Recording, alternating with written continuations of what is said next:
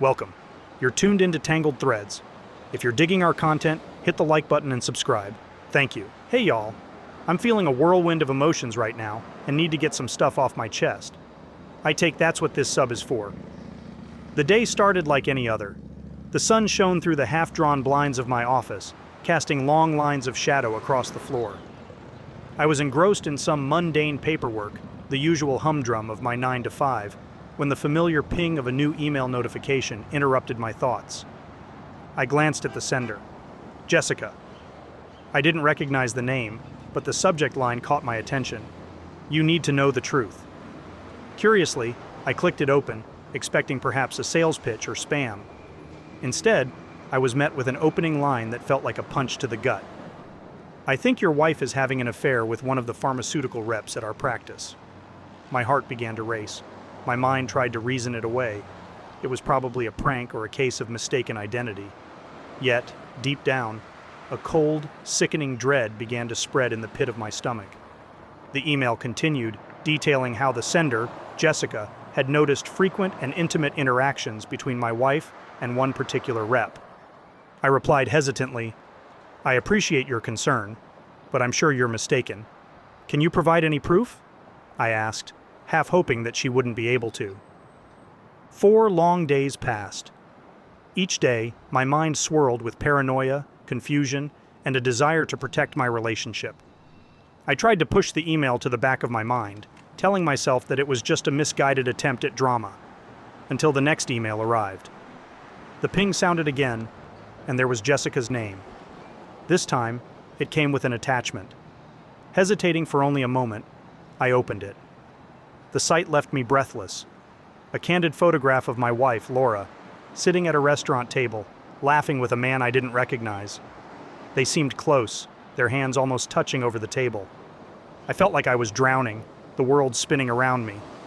The accompanying message from Jessica was short. Took this today. Ask her about her lunch if you need confirmation. When evening rolled around, Laura walked through the door, her smile radiant as always, her laughter as infectious as it was the day we met. But as she approached me, something in my demeanor gave away that things were not as usual. What's the matter? She asked, looking concerned. I'm just not hungry tonight. Ate a heavy lunch, I mumbled, attempting to sound casual. Speaking of which, how was your lunch today? She looked puzzled for a second, then replied, Oh, the girls and I went to Panera, had a soup and salad combo. Her eyes were steady, her voice didn't waver. But the icy grip of doubt tightened around me. The evening passed in a tense haze. Laura seemed blissfully unaware of my inner turmoil, chatting about her day, her patients, the usual office banter. I tried to engage, tried to find some inconsistency in her story, but nothing seemed amiss. It wasn't until she was deep in sleep that I took the most drastic step of all. Slipping out of bed, I quietly retrieved her phone. My fingers flew across the screen, searching through messages, pictures, anything that could give me answers. I noticed a deleted thread, and my gut twisted in anticipation. The messages with this Jonathan were explicit, leaving no room for misinterpretation. The realization hit me hard. My wife had been living a double life for months. A fury like I'd never felt before consumed me. I stormed into our bedroom, the weight of betrayal urging me forward. The soft hum of the fan, the quiet chirping of crickets outside, all faded away as my emotions spiraled. I'll never forget the look on her face when I confronted her. The shock, the fear, the realization. But more than that, I'll never forget the feeling of my heart shattering into a million pieces. The dim light of the room illuminated Laura's tear-streaked face. She looked up at me, her blue eyes wide and filled with a mixture of confusion and terror. The picture on my phone screen stared back at us, a stark contrast to the image of our life together. What is this? She whispered, her voice quaking. I tossed the phone on the bed, the anger inside of me simmering. You tell me, I seethed, the weight of the evidence bearing down on the room. Laura's gaze shifted between the phone and me, searching for the right words, but none came. I could see her mentally retracing her steps, trying to find a plausible excuse. We just ran into each other, she began hesitantly. He was there, and so were the girls. We said hi, had a small chat, and that was it. The more she spoke, the more her voice took on an edge of desperation. My mind raced, images from the past months flashing by. Late nights at work, her coming home with the scent of a different cologne. The hushed phone calls she said were just from work. Every sign I'd ignored was now glaringly obvious. Taking a deep breath, I pressed further. "Laura, I found the messages, the ones you deleted. There's no point in lying." She broke down, sobbing uncontrollably. The facade of innocence she'd put up crumbled before me. "I never meant for this to happen," she whispered between sobs. "It started out as harmless flirting, and before I knew it..." I couldn't bear to hear more.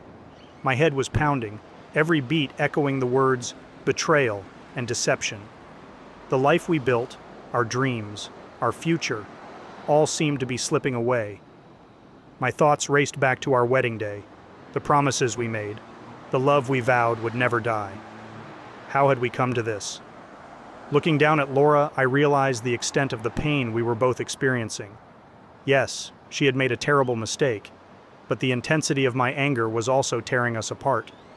Taking a deep breath, I made a choice. "We'll talk in the morning. For now, get some sleep." My voice was calm, but the storm inside was far from over. The morning sun filtered through the curtains, casting a warm hue across the bedroom. It was a new day, a chance for a fresh start, and perhaps a chance to mend the broken ties between Laura and me. But that optimism was shattered the moment I heard the telltale ding of a new message on my phone. The message was from Laura. The words were cold, each sentence dripping with venom. "You think you're the victim here? If you hadn't been so controlling and suffocating all these years, maybe I wouldn't have looked elsewhere. This is all on you." My heart sank. This wasn't the Laura I had fallen in love with. This was yet one more side of her I had never seen before. Combative, spiteful, unrepentant. It was as if the events of the previous night had flipped a switch inside her. "I need you to leave," I told her sternly. She scoffed. "Why should I? I've every right to stay here," she spat back. "It's my house," I replied, trying to keep my voice calm. "I bought it before we even met." Her face twisted in anger. "So, we're married. It's as much mine as it is yours now." The next 6 months were a relentless back and forth. Our home transformed from a haven of love to a battlefield. The tension was overwhelming, every conversation laced with spite and contempt. Some days she was cold as ice, her voice dripping with disdain. On others, her rage seemed almost manic, hurling accusations and blame at me with unbridled fury. The stress began to take its toll on my health. I found myself consumed with the negativity, my blood pressure spiking, and a sense of gloom shadowing my every move. Conversations about the divorce were just awful. I wanted a fair division, hoping to close this painful chapter of our lives. But Laura was relentless, demanding more and more until it felt like she was trying to strip me of everything I had. One evening, over beers with an old buddy, I shared my woes. He listened, nodding thoughtfully. "If you really want her to leave," he began, "you need to start dating. Show her you've moved on, that you're happy without her." The idea seemed absurd at first, but the more I thought about it, the more it made sense. So I reached out to an old classmate, Rachel, who I knew wasn't tied down. We had always been on friendly terms, and to my surprise, she agreed to pose as my girlfriend. Seeing Rachel and me together seemed to be the catalyst for change. Laura's facade began to crumble. The very sight of Rachel and me laughing, holding hands, even just talking, seemed to infuriate her. And when we started spending nights out together, Laura's resolve weakened. Within weeks, she came to me with a new proposal. She'd take 30% of our assets and leave. It was a far cry from her earlier demands, and while the number was still high, I accepted, eager to end our strained coexistence. As Laura packed her belongings and moved out, the house felt eerily silent. The chaos had subsided, and in its wake was an overwhelming sense of relief. The divorce proceedings moved swiftly, and within 2 months the final papers were signed. Jesus Christ, man. Finding out she was cheating was heartbreaking and horrible, a pain like no other I had ever felt. But those next 6 months were absolute hell. I've come to the conclusion that there is nothing worse than an unreasonable person who has something on you and who has no shame in prying on you. What makes it worse is that I feel like I never even knew the real Laura. Has she always been this bad? Did I just not notice it before? Where in the hell was my mind for all these years? I felt like I had amnesia, every memory cloudy and distant. It's like my high-definition memories were all just dumped onto VHS tapes, and I could only play them through a half-broken VCR with horrible tracking. That is such an odd feeling. Maybe just a symptom of heartbreak and trauma? Who freaking knows?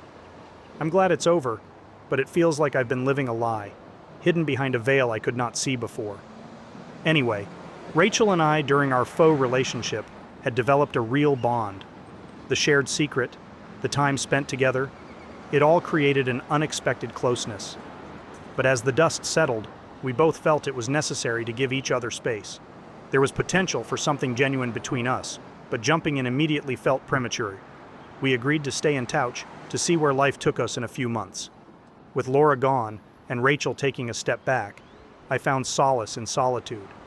The weight that had been pressing down on me for so long was finally lifted. I began to rediscover parts of myself that I had neglected. My passion for piano, my love for Brazilian jiu-jitsu. The days became lighter, the nights more peaceful. In the quiet moments, I realized that I was on a path to healing. While the potential of a new relationship with Rachel was enticing, I knew I needed time alone, time to mend and rediscover the man I once was.